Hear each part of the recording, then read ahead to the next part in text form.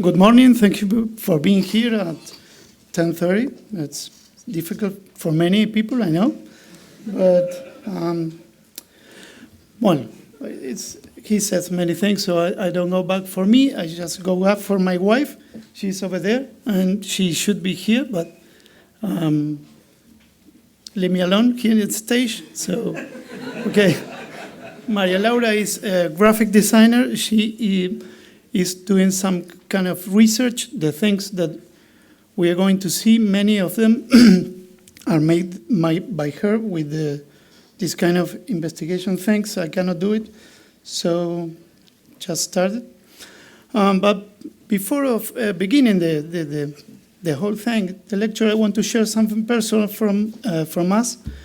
We have always wanted to have a linden tree at our home, and also this kind of, I don't know if you see there, the enamel sign that is a very beautiful example of what Buenos Aires City classical house numbering system is. This is one of them. And you can see them in most of the houses in Buenos Aires, but some people have changed them according to their own taste, you know? Like in our home, they do this. So we finally decided to get one of the originals.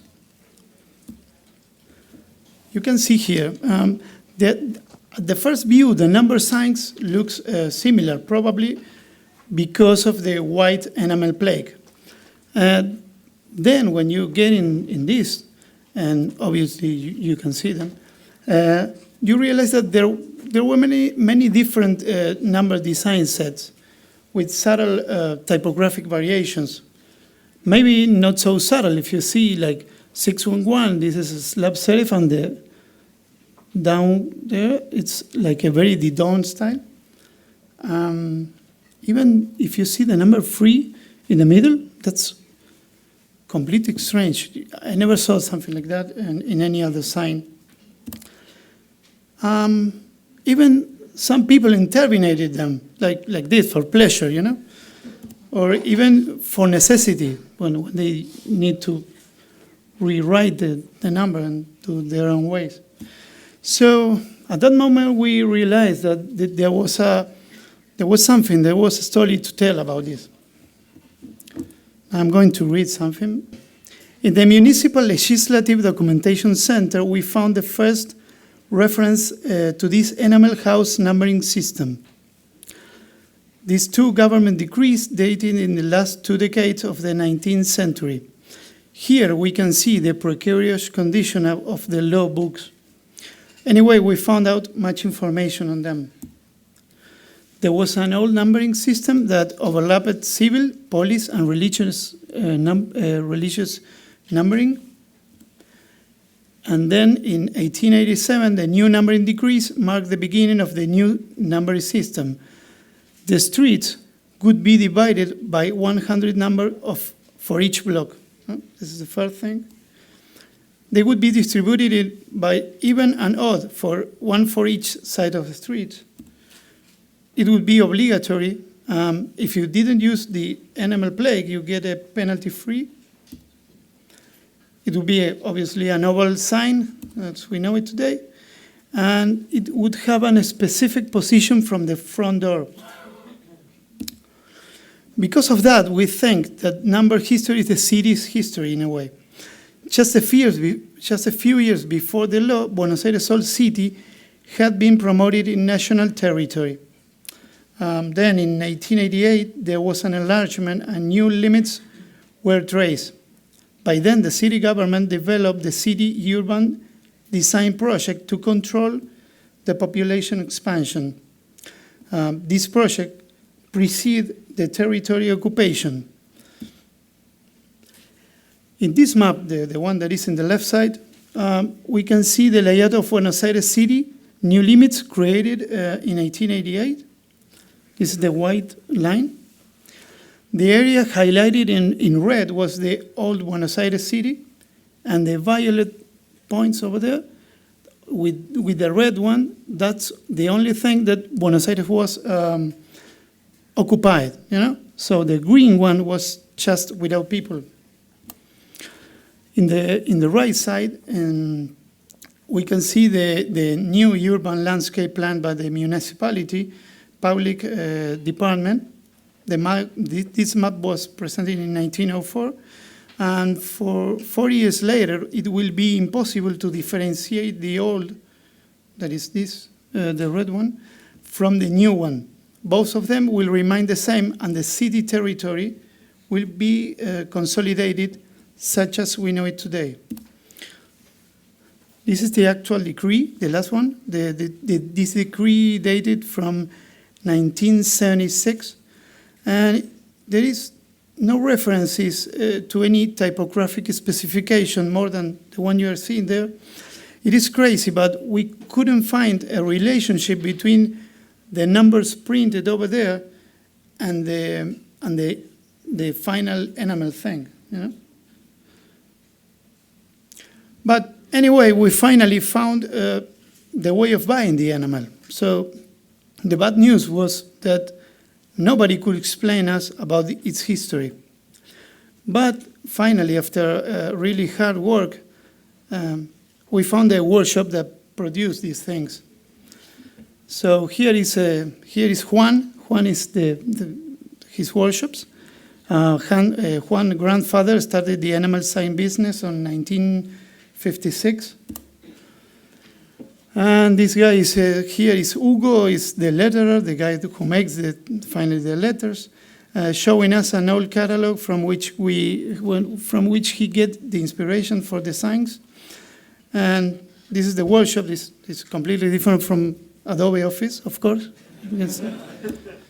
Here, that's here's the things is where they put this.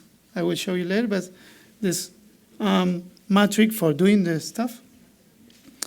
So, and this one is Alberto in the oven. There they bake the plaques. So you can imagine. This one is Carlo with a hammer doing the shape of the animal, of the blade. So I will show you really fast the process. They started with this raw plaque. This is the beginning. The first coat is for the black paint. That is some kind of preservation things that they put. Then they make another coat of paint, but it's the white one. This will be the background of the sign. And the last one, the gray one, is the glazed paint. Think about that with each coat of paint, they goes to the oven one and again. Huh? These are the stencil matrix that they have in the shells. This is for transferring the numbers to the plaque. And this is the final stage of the process. They have this matrix. They brush it with you see the brush. And they take away the glazed paint. Then in the second one, you have the brush ready, finally when they take away the matrix.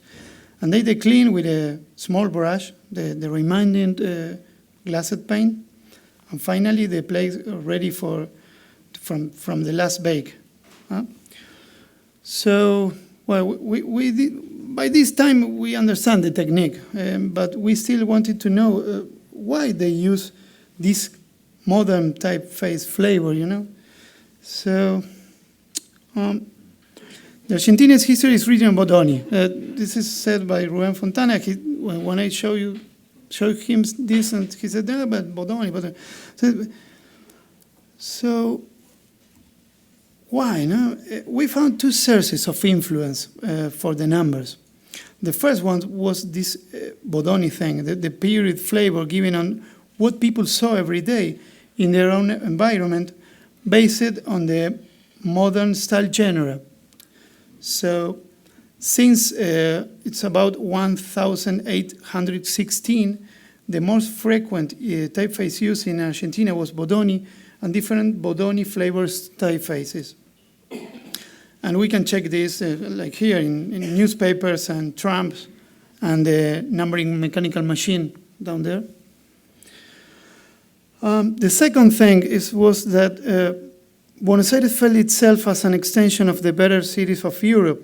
This is said by Caruso, not by me, of course.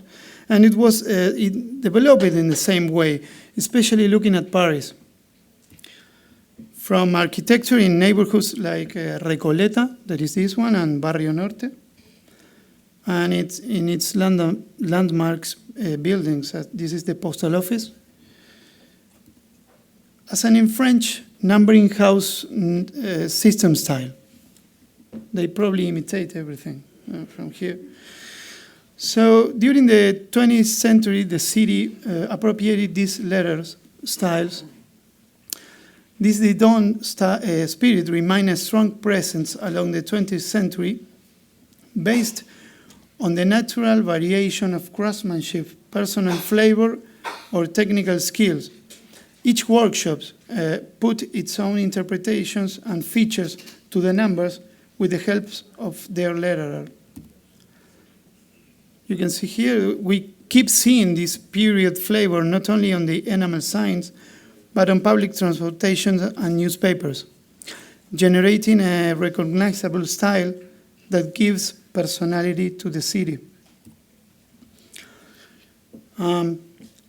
This phrase, Hugo, this guy, he said that I can draw what I want, what you want, but clients ask me for this number. Hugo tells us that he begins working on doing lettering and in the same workshop in 1963. And here I will show you some numbers. Even these numbers respond to the Didon style. There is no typefaces that correspond exactly to the ones on the street. That's a thing. In all cases, we found that the number 8 correspond to Bodoni typeface flavor. It's easy to see this. And there is some criteria of Chapman on the serif from the horizontal stroke there. And this is general structure remain the same, but there is quite different endings. So when we realize about this richness of beautiful forms collection, we decided to revive the number sets in a digital format. So due to this artisan design method of productions, there are many inconsistencies within the same style. So I reveal around like 4 or 5 versions of each number to find the most appropriated to make a solid set. Digitizing is now in process, but I will show you something here. I designed 5 different sets of numbers. They are divided as the first 3 are the most common you can see in Buenos Aires. These are the ones that you can see in most of the houses. The number 4, the less common, is the one that makes Juan, this guy, in his own workshop. They are the ones that you can buy today. So they start to being more frequently seen, you know. And the last one, this is a very unusual one. I only find 3 signs of this. It's look completely different from the others, and it seems that it was not made in Buenos Aires. And I think it's quite a century school book flavor. I don't know from where it came, but a thing about this is the set I call contrastados. It's a very delicate contrasted Didon. Good skills are needed for a well-drawn sign on this style. This is the official one. This is the one that you can see every time, and it's probably the most common because here's the insignia on the sign. Should be official. And La Pilarica is the name of the workshop that made this fancy set with these particular waves in the horizontal stroke. This is the first one I saw, like, wow, there's something interesting on this. So, well, a couple of technical considerations. There is something about the limitation of this technique. So I decided to differentiate the connections in 2 different groups. There is a smooth and a curved connection. The smooth one is in the bottom. The smooth connection intended to represent the sharp connections between the ball and the stroke. In the enamel sign, this kind of connection looks definition because of the repeated use of the stencil. This is from paper. So they brush again and again, and this lose quality. That's why you not get a very good connection there. Oh.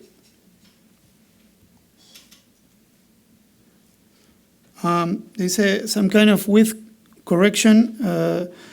Also there is inconsistency on the width between numbers on the same set. You see here, and I decided to make them proportional a little bit more.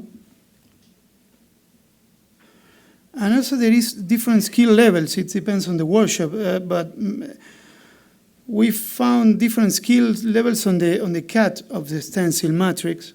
So I decided to digitize according to the better ones. If you see there, you have a corner in the red point. So it's more fluid in this sign. Well, obviously I try to do that. Also there is some things with the vertical metrics. I decided to adjust vertical metrics and override the natural problems caused by the position of this letter by letter stencil. And okay. We realize of this cultural and historic value, and at the moment, Juan's workshop, not only he's 17, it's the only workshop that is still in active operation. So the real thing is, we don't know what will happen. No? And the 76 law is still valid, but it doesn't apply anymore. So if this enamel sign is part of our cultural visual city and the people don't care about it, could be eroded and eventually disappear in the future. That's a question we have. By 2017, it's expected 3D printers can print crazy things like a bridge. Maybe you can see that. So technically, the production of the enamel sign won't be a problem. And at this moment, a generic sign has no parking, like this one, has no sense to be produced with the enamel technique anymore. But a numbering system has to be personalized. And it is a durable technique, and you probably don't need a lot of reposition. And luckily, you cannot bring it from China because it's not sense to bring different numbers.